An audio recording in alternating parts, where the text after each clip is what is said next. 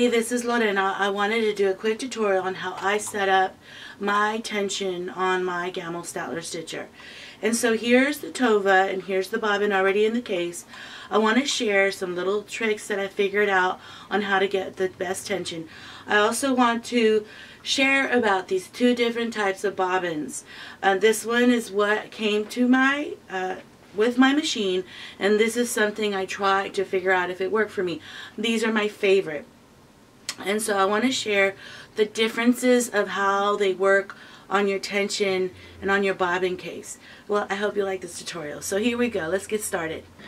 So here I have the PDF from Superior Thread, and they have here on this side all the names of all the threads that they have and that they sell. This is the needle size that they recommend for you to have the best tension. And here's the tova tension. And so let me show you the tova tension. This is the measurements or the tension that you should have your threads at. And then they also have the guide gauge to where you do the top tension. So I just want to show you the PDF. Every single machine, Superior Thread, has one of these lists for everybody who has a long arm quilting machine. So that's what I was talking about, that they have all the gauges already and the tension that you need for your machine to have the best tension. So let me show you what I do on my bobbin. Okay, so here I have my tension. I took out the check spring that's in there, or a spring that was in there. And here's the little magic bobbin genies. Now these are for size L. For your long arm quilting machine, you need to get the size M. So it's a larger bobbin. If you can see here, the differences in size. So this is a lot smaller in comparison to this large one. So this is for your small sewing machine. You can also use it on your embroidery machine. Now, I don't use these for my embroidery machine because I just don't need to.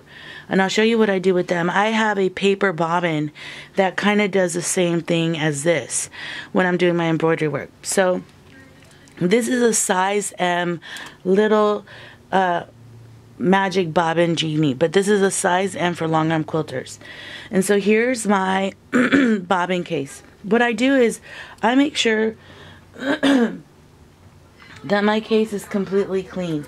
I also, Superior Thread talks about making sure that all the lint, even in this area, is off of the machine, especially like right here. So you get your needle and you clean it. Now I put a dab of oil there. So let me get my oil. I put a dab, let me get where I'm at. I put a dab of oil right here on the case itself. I don't know if you can see that. And then I put my case in there. When I'm working on tension, I make sure that my bobbin case or my bobbin is pretty much full, because that's when you have the most weight on your tension. Now, I was talking about bobbins. These are the ones my machine came with. I noticed they're a heavier weight. It causes more drag. I also think that the space in between here, when they are full, I notice that the thread, if the tension is too tight, the thread even kind of puckers out a little bit. So what happened is someone told me about these and I decided, you know what, I'm going to give them a try. So I bought 7 of them. I think for 7 of them it cost me $7 or $5. And so I went ahead and got it. Now, the way I put my tension on my gammill Statler stitcher is I have it face down with the thread down in this direction. And I go and I pull it and I pop it there. And then I just pull the thread. Now, when you're doing your tension, you have to make sure that you're setting up your bobbin consistently how you're putting it in. A friend of mine does her bobbins this way, the opposite direction, where she pulls it and it goes all the way down. And so that will create a totally different tension when you do your gauge. But I've learned that I like doing it this way, where it's facing down on this side like that. I don't know if you see the thread right there. And I lay my bobbin and I lay it face down, and here it catches here and it goes this way. I notice that my thread does not pop out of the bobbin case. I also notice that I get the most consistent tension as I do that. So let me go on the Tova and I'll show you how to do that.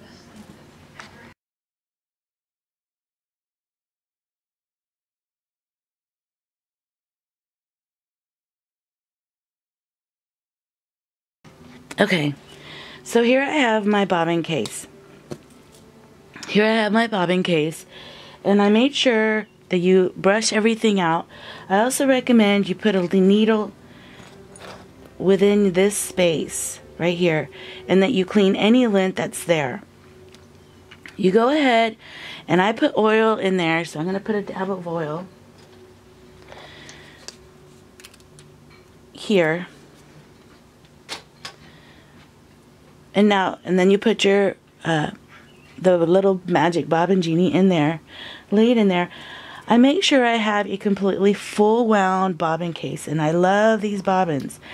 I have mine facing down, and I pop it in. And remember, whenever you set up your tension, always have your bobbins in at the same direction that you set up the tension for. It does change. Now, this is called King Tut. In King Tut, they say for you to have the best tension is 170 to 200. So here I go. So I'm going to pop this sucker in. And I like my tension to be 200. And here, as I pull it, you see the tension is 200. Now I want to show you this. It's the same exact thread. It's the same exact thread. This is King Tut also. And this is one of the reasons why I stopped using these bobbins. I think I'm going to turn them into rings. I turn it around. I feed it in the same direction. And I go up and I push it through. And I'm going to put it through my machine. Now, you can see that this bobbin is already the tension is right on it. But here, when I go here, I don't know if you see that flipping up and down. That causes tension issues. Now, I wound it right. I don't know if it's the weight of the bobbin or what it is, but there's something that goes on with these bobbins that it doesn't give a consistent, let me put this back. It doesn't go through the machine in a smooth, consistent flow as it does with this bobbin. I don't know if you can see that. It does move a little bit. It does have a little bit back and forth, but really it only moves back and forth maybe 2 degrees as you're moving the thread. But I notice with this, there's a huge amount of fluctuation where it goes in back and forth. Now that affects your tension, and that affects how your thread looks on the top and the back of the machine. So that's why I'm sold on these, the differences of this one to this one. And this is, I have a Gammill Statler stitcher. Now bottom line, or superior thread, I have a bobbin tensioned where it should be. But there's such a huge variation, and it's hard to get a consistent tension gauge setting with these bobbins, and that's why I really recommend these.